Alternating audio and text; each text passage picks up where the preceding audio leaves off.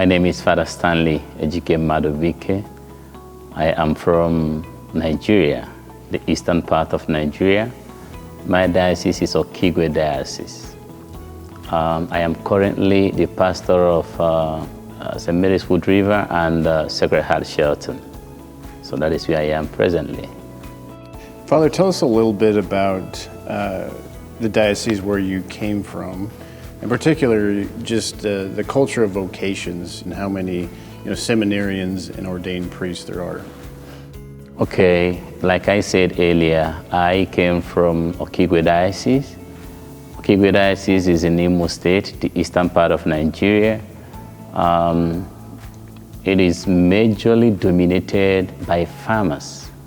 We are more of a rural diocese, and then we have like 418 priests in all, and presently there is a serious decline in seminarians, people declaring interest for priesthood, just because of what I would liken it to be the impact of the 21st century development. So many people don't really want to serve God, probably follow the vocations of the priesthood because they see it as something that that is not moving with the trend of time, so to say. So they want to have family, they want to get established, they want people to answer their names, and then they actually want to enjoy life. So that is actually why majority of the youths now decline from declaring interest in entering the seminary. Like now, unlike before, the total number of the seminarians we have as a diocese is around 18, both from junior seminary, and then we still have some in the junior seminary too. But then what happens in the junior seminary is, after the high school, they leave. But then in the senior seminary, we have 18 who are interested in becoming a priest, even though they are still discerning their vocations. Yeah. Father, tell us a little bit about your personal vocation story and your journey to the priesthood. Okay,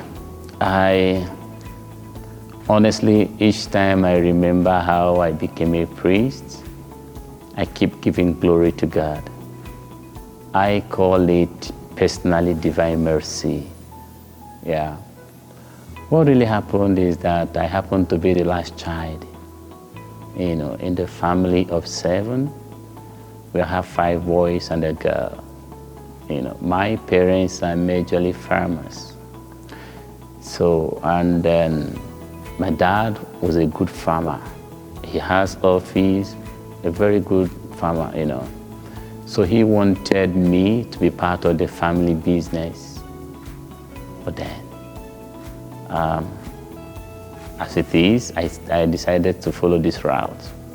First, what got my attention to priesthood is my dad used to have a priest friend that visits the house. Now, each time he comes to the house, he will wear this white soutane. And then as a little kid, we'll be running around him, making efforts to touch him, and then just to be sure that he's a human being, For us, he's not a human being, So we'll be making efforts to touch him. And then each time we come around him, he will just call us and then carry us, in spite of the fact that we are dirty. And then he will carry us, and then sometimes we will stand his soutane. He will joyfully bring things to us. I developed that interest. So many of us say, oh, when I grow up, I'm going to be a priest. When I grow up, I'm going to be a priest. But something funny happened. When eventually I finished primary school and was about to enter the seminary school, my dad refused. Yeah, he refused. So I went to the seminary, and then he came to the seminary to bring my things back. So when I came back, I met my uncle who helped me, spoke with him, and then he said no.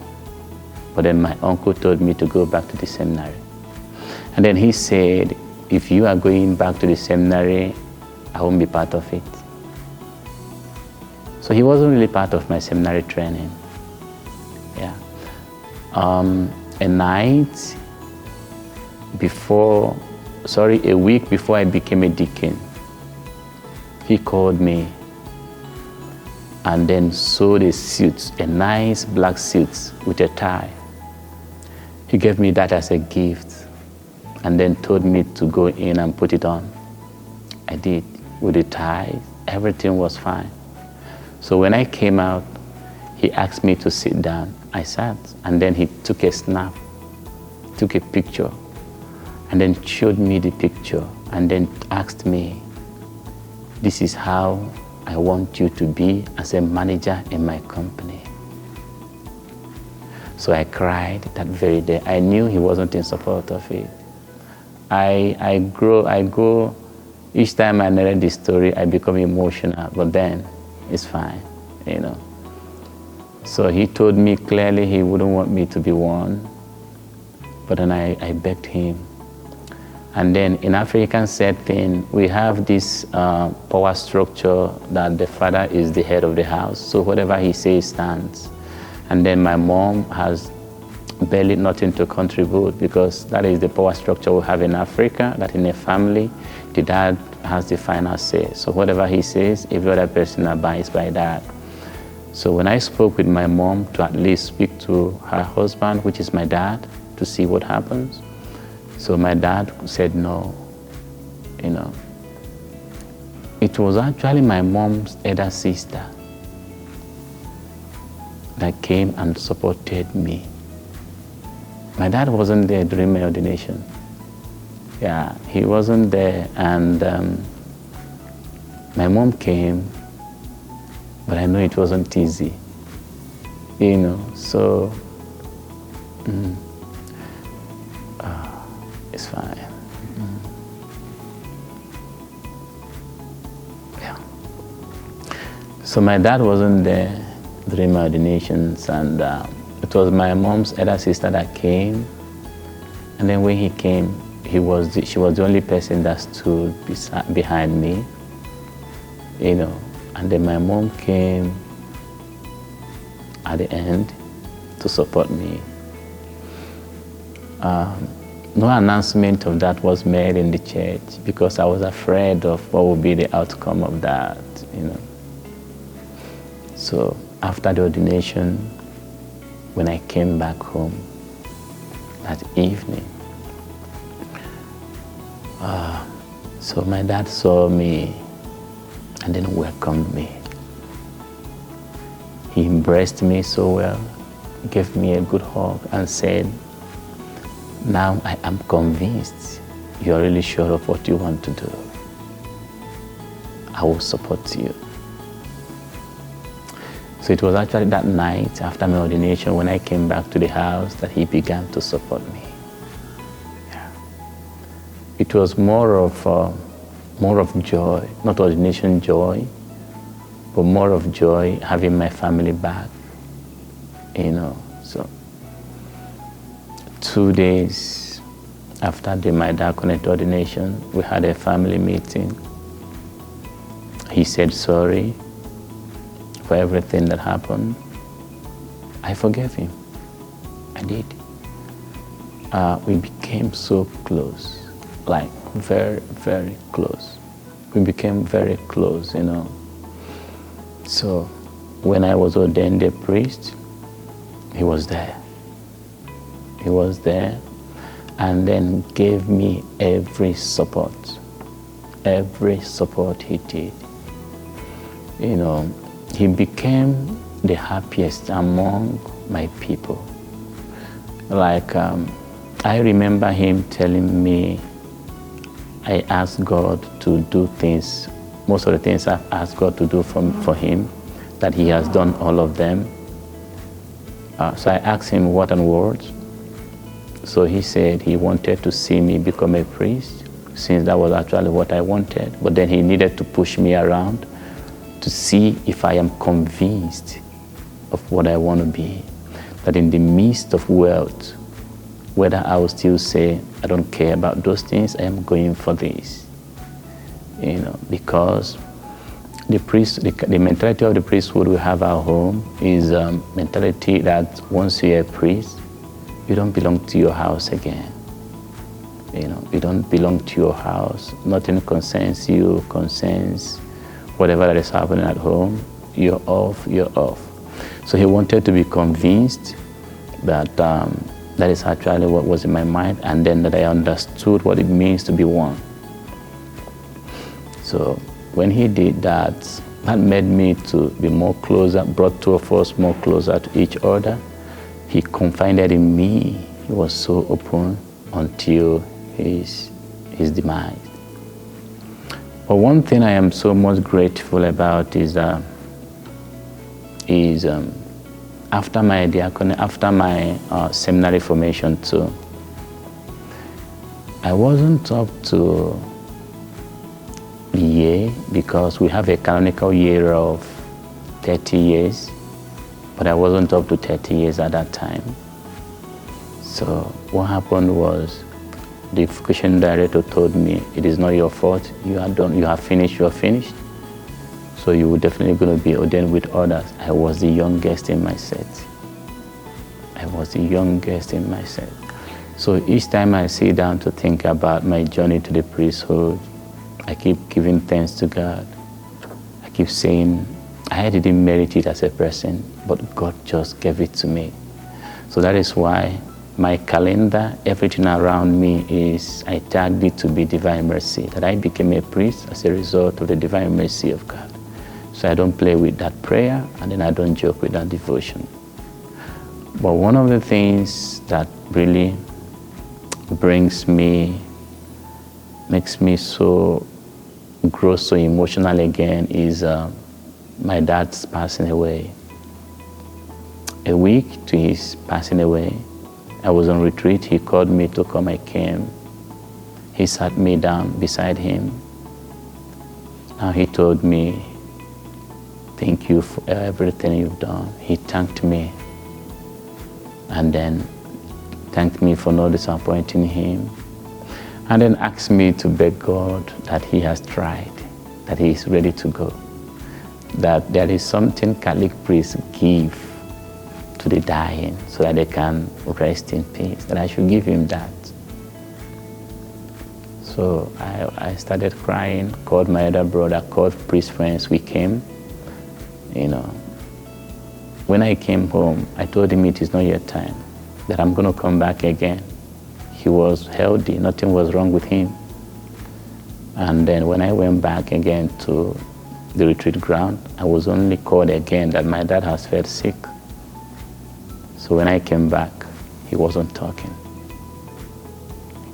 He wasn't opening his eyes. So, but when I came into his room and then called him by name, he opened his eyes and said, welcome. So when he opened his eyes, I already have Holy Communion.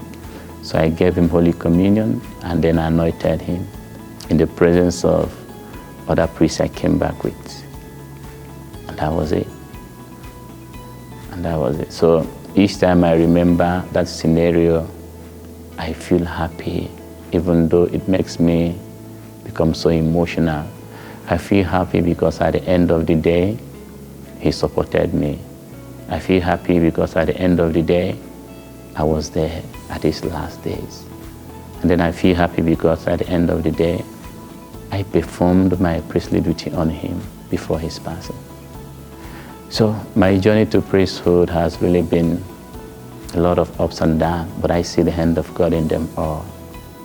I was actually ordained on 26th of September 2015. So I did my 10 years priestly anniversary last September 26th. And then, so practically I'm into my 11th year now. All right. And then one good thing again God did for me is I did my first Mass on my birthday. My birthday is 27th of September, and then I was ordained on 26th of September. So the day I did my first Mass was actually my birthday. So when you look around these things, you see the hand of God in them all. So here's the little story of my priest journey. So when you're not serving at a parish, what do you like to do in your free time? I didn't tell you about that too. Before coming here, I was a pastor for 5 years at home, you know. So, but then each time I'm not in the parish, I drive joy in writing article. And then I play soccer a lot. I can actually play soccer from morning to evening. You know, so and then I like meeting friends and then exchanging ideas.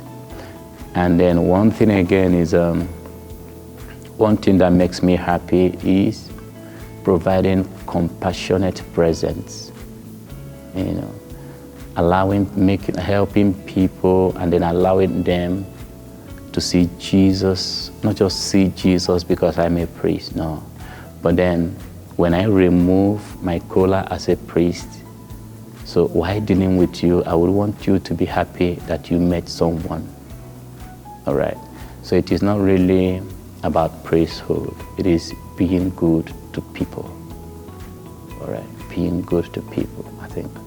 Each time I'm not doing my pastoral job, I make sure people around me are okay. And then I write articles too, play soccer too. How can we and parishioners of our diocese continue to support you? Honestly, so far so good. Yeah, so far so good. I appreciate the soft landing to work, and then I appreciate the openness I have received from the parishioners and from fellow priests too. I think more of that will definitely going to help me to do my work very well. Yeah, and then probably sometimes keeping in touch with people at home too, definitely going to go a long way to keep me abreast with reality and then help me balance mentally.